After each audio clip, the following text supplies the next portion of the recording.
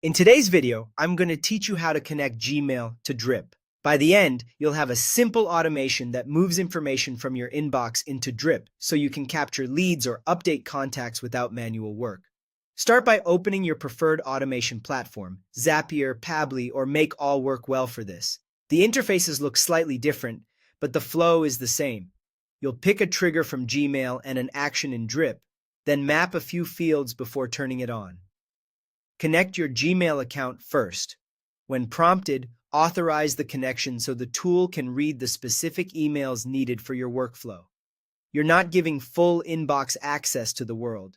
You're granting permission to the automation platform you chose, and you can revoke it at any time in your Google account settings. Next, connect your Drip account. You'll authenticate here as well so the platform can create or update subscribers on your behalf. Make sure you're linking the correct Drip account or workspace, especially if you manage multiple brands.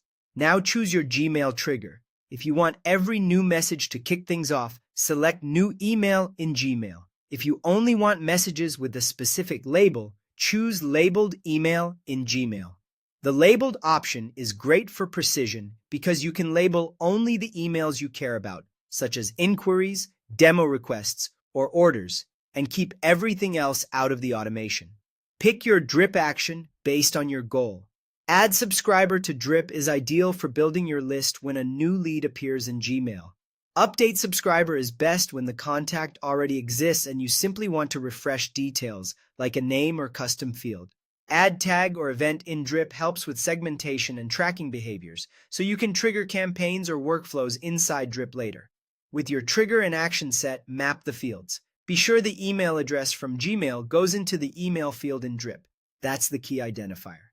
If the sender's name is available, map it to the name field. If you're using the labeled email trigger, map the label so you can store it as a tag, an event property, or a custom field, depending on the action you chose. Clear, consistent field mapping keeps your Drip data clean and usable. Finally, turn the automation on. From this point forward, the platform will watch Gmail for your chosen trigger and run the Drip action automatically.